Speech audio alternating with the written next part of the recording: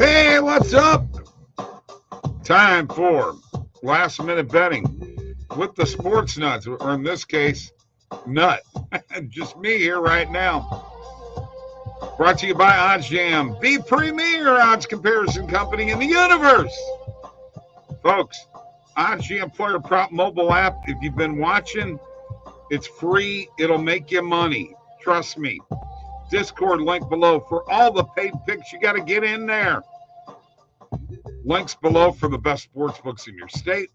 OddsJam Partner Program, where you share that with your friends. You get 20% of all the revenue generated from that link. Like this video and subscribe to this YouTube channel. This is where all the live streams are. Let's do it. Fill out the form below in the description to get a one-on-one tutorial, personal. You can do it with me, Mike, Randall. We'll take care of you. That's right. OddsJam. We're here for you, man. Best customer service around. And in this business, you ain't seen customer service like this. And folks, I just got to click this in here. And look who's joined me. It's Positive Steve. Woo! What up? What's up, Bob? Man, how you doing? What's up? I'm back. Good to see you. You all right? You too. Yeah. You're rooting for Ohio State, huh? I am. You are? Okay. So that leads me into the question. Game tomorrow, Notre Dame, Ohio State. Mike and I talked about it very little last night, but this is it for Notre Dame. If Notre Dame wants any chance of getting into the Final Four, to the college football playoff, they got to win this game. There's not a snowball's chance in hell. No, I would be very impressed if they could even cover, which is crazy because there's actually, that line dropped today. It was 17.5 at its peak. Now it's 16. If it stays, I think under 17, I like Ohio State. I think maybe, Notre Dame could backdoor and lose by 17. But Ohio State's far too offensively potent. And, Notre Dame, now the thing about Notre Dame is they rarely get blown out. The last time they lost by over 17 was back in 2019 when Clemson hammered them. Even in 2020 when they played Bama, they only lost by 17. So they don't really get blown out. But the thing is, this is a brand new regime. It's a lot of new pieces. And, this year it's Alabama, then Ohio State, then Georgia, then everybody else by a large margin. There's a reason why number 5 is a 17-point underdog to number 2. This year the disparity in college football is massive, and I wouldn't be anxious to bet against Ohio State or Bama in any game unless you're getting 40-plus points. Right. Okay, so believe it or not, you can find 15.5 on FanDuel. Yeah, and I had a feeling that was going to happen. That's why I didn't bet it yet, because Notre Dame's about as public of a team as there is. They have a huge fan base, and people are just going to blindly bet them. But I think the line is telling you what's going to happen. It's going to be a blowout. Now, it's just a matter of can Notre Dame score enough to stay within the number, because Ohio State's going to score in the 40s. So, if Notre Dame can score 24, maybe 24-41, something like that, they could cover. But I could see this being a 52-24 type game, 52-28, something kind of like that great Missouri game last night. Great call on your part, man. That was a bam. Boom! Oh, man, we knocked them out on that one. Way to go, bro. Oh, yeah. No, that was, And, one thing that I'm not afraid to do week 1 is to lay points with superior teams against weaker teams, because week 1's just a lot of blowouts. And, Missouri was an under-the-radar team. La Tech was in a complete rebuild. That was the blowout waiting to happen. That was an easy one. I was also on Minnesota, which wasn't as easy. They barely covered, but they did. They're leading 36. I think they won by 38. Yeah, you know what? Hang on one second. Maureen Veltman is watching on Facebook right now, by the way, folks. Live on Facebook, live on Twitter, live on YouTube, live on everything. All right. One thing that Steve gave me some crap about was after Rory won the Tour Championship. I guess in the morning show, you got to remember, I'm tired, okay? I was up late drinking beer. And you got to learn when I'm just busting your balls. I would just mess with him, man. But the call on Rory was great. It was a great tournament. And your golf season, let's do a synopsis on your golf season. What a great season. As a matter of fact, I had a call with a customer today, and he had no idea that those golf articles were on there and what have you. And he likes to bet golf. I said, season's over. You've missed it. Yeah. But, and I mean, I mean, that was a year to write home about. It might be hard to replicate. I mean, this year has just been one, for the ages, pretty much across every sport, whether it be March Madness, college, or, NBA playoffs, golf. NHL. Exactly. NHL. Exactly. I mean, it's been an insane year. It's going to be hard to pick 10 outrights again. If you can pick, I don't know, 2 or 3 in a season, you've done well. But no, I mean, the thing is, as long as we stick to the same process, which I will, there's no reason to think that it can't be replicated. But I mean, obviously there's a lot of luck that goes into golf. I mean, I thought Rory was dead to rights. I was actually really impressed Sunday morning. On the first hole. The first exactly. hole. I mean, exactly. If you consider that, he triple bogeyed the first hole. I mean, I was watching. Oh, yeah. I mean, you're like, oh, my God, Rory. Yeah, like I tweeted, okay, Rory's tournament's over after one hole. Like Carrie Schneider's watching. Hi, Carrie. How you doing, hon? What's up, Carrie?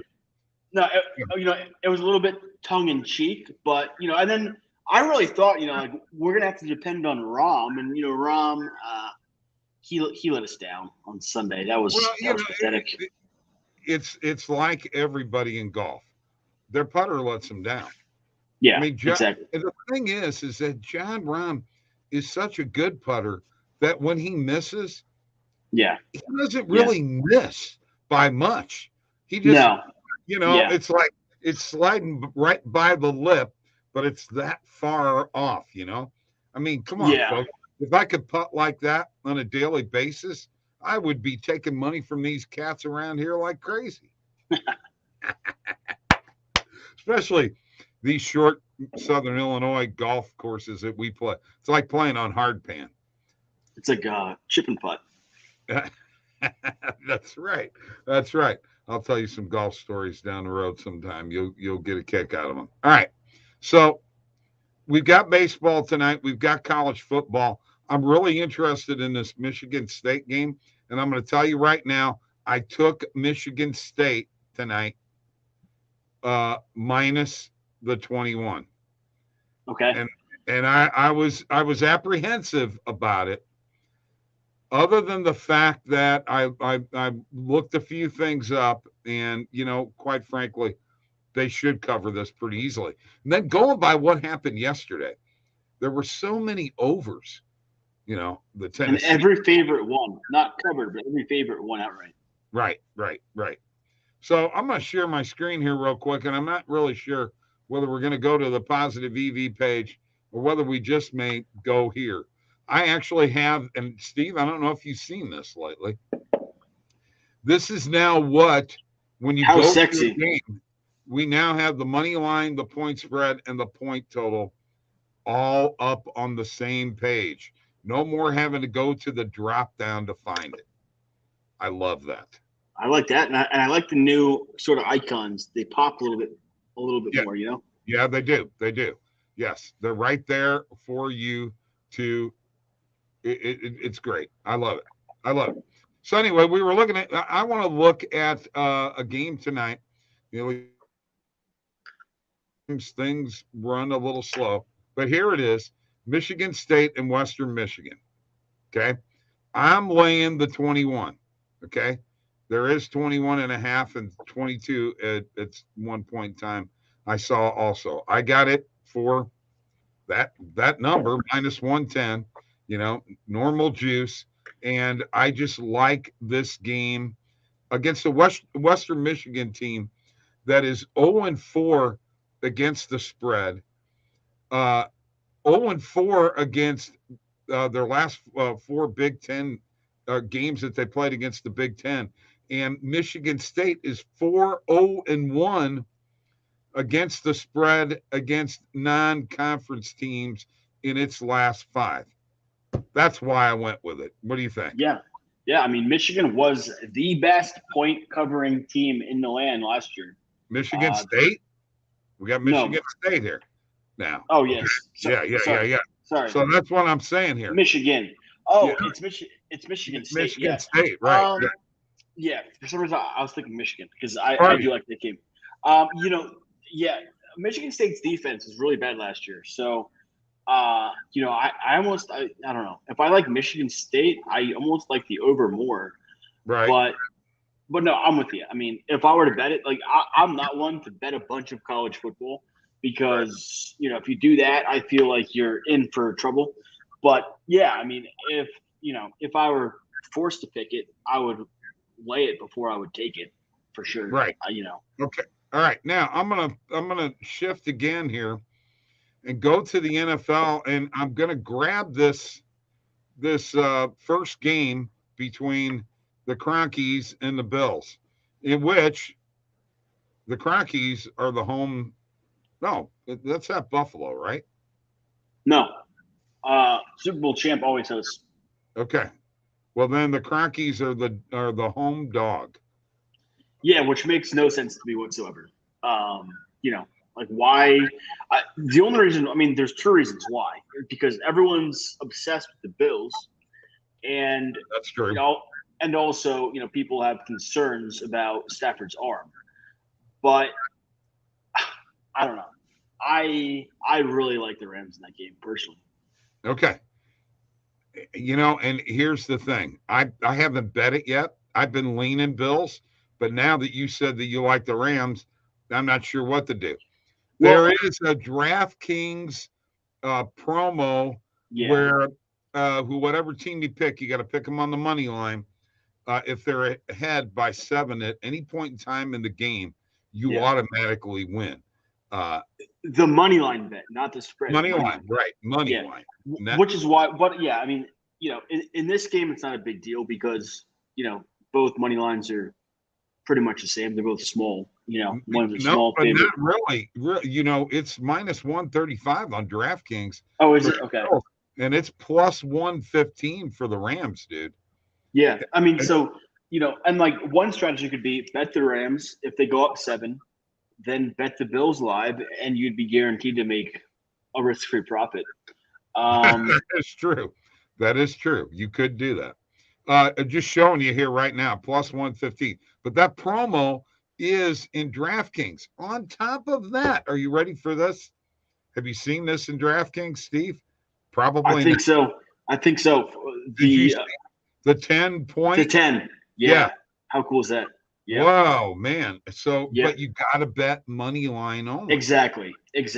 But some of these games aren't worth betting the money line on, dude. No, but for teams like, I think the Lions, that could be a good bet. I think even the Texans, that could potentially be an excellent bet because I want to look at a couple of these because this is a really important thing to get to. I want to make sure that I don't make any mistakes with this. When we're talking about September 11th, let's look at what you're talking about. The Detroit, which plus 170 on the money line. Yeah. So if that hits, but I think plus 160 on DraftKings. All right. Yeah. Like I think they could easily get up 10. My favorite bet for this promotion is a team that I would bet the money line anyway, and that would be the Texans. I mean, nothing I saw in the preseason made me have any confidence in the Colts. Wow. Matt Ryan looks old. Let's not forget that the Texans, last year, one of their few wins came week 1. Okay. And I mean, I get it. The Colts did blow them out twice last year, 31-0, 31-3.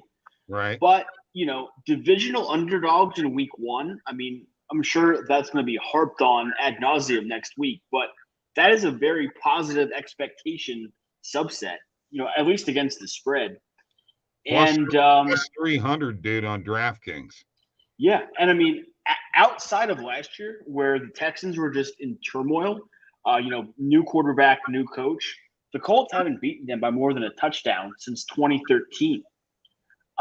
So my point is, I think the Texans. I mean, now it's the second year of David Mills. Is he, Peyton Manning? Obviously not, but right. he's certainly capable. And I mean, I can see the Colts going in, sleepwalking in, a team who they just destroyed twice, like to go on the road and be expected to win by double digits week 1 in division. That's a huge ask. I don't care how good you are or how bad the other team is. And I don't think the Colts are nearly as good as people think. And transversely, I don't think the Texans are nearly as bad. And that's why I picked the Titans to win the division. Correct. Exactly. But yeah, exactly right. I mean, because and like everyone's like pissing on the Titans. Like the Giants are a trendy week 1 pick. Good luck with that. I think the Titans win that game easily. Okay. Well, then I'm gonna have to. I gotta find Mike and Maya's picks for NFL. If I could find it anywhere, I will get to it because you'll probably get a kick out of it. You're going to kick me in the butt for this, but I think the Giants have a shot at making the playoffs in the NFC. Oh, I agree. I really think they do. Yeah. Yeah. I mean, I think they can win that division. I mean, everyone's, given the Eagles all of this preseason love, I got to see it before I believe it. Dallas is going to take a big step back. And, that O-line injury is a big deal that no one's really talking about. And, the Commanders, they're horrendous. They'll come in fourth. And, I've seen this one bet, Cowboys and the Eagles to finish 1 and 2. Doesn't matter what order. It's a bet on DraftKings, and it's -110. And everyone's like, this is free money. Okay.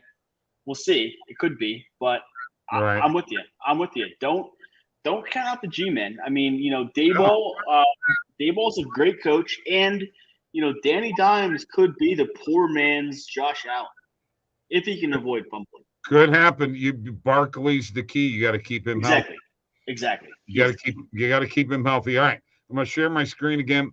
I'm going to go through some stuff that I hit earlier on a recorded video on another YouTube channel, which is OddsJam Bob.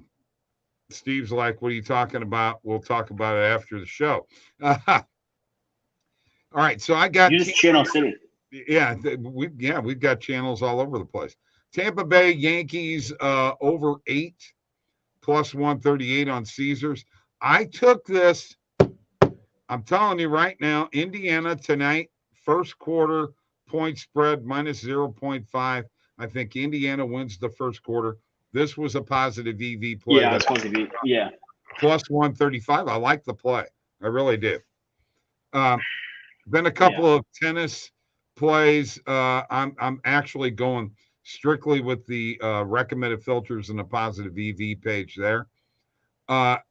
This under 48.5 points. There were so many overs yesterday, but Old Dominion and Virginia Tech, neither one are really high scoring teams. I think the under has a chance to hit, but I only put a half a unit on it. Okay. And then I had G-Men Choi over 0.5 player bases. which you don't find that very often. It is on Prize Picks.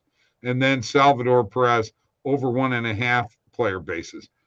Be careful with the over 1.5 player bases on FanDuel, because if the guy isn't in the lineup, count. So that's something that happens with FanDuel. I'm gonna show this real quick, dude. I was in a heck of a bind. I was losing my butt. Okay, until this week, and I pulled myself out of the doldrums, and well, there you go. And this was actually down. I was like minus 40 something 2 days ago. These last 2 days have pulled me out. And the 10-1 that I did yesterday, and the one lost by the hook. So I almost had a perfect record, except for Pitt lost or only won by 7 instead of 7.5. Jennifer, what opinions on Tigers versus Royals over? Okay, Jennifer, let me take a look here real quick. I got to look at the pitching matchup first off. And that's one thing that I like to do, especially when we're dealing with a team like the Royals and the Tigers. Let's see what the number is. I believe that it's probably somewhere around 8. What's up, man? Grandson's walking in the door now. He's taking over. All right. The total is 8. The ERAs combined of the two is a little over 8, and neither team's bullpens are worth a darn. Jennifer, I like that over 8. I say jump on it. And if you can do this, find you an over 7, 7.5, and over 8. You could probably find that on BetMGM because they're really good at having those half-run increments. Do that, and you'll make some money.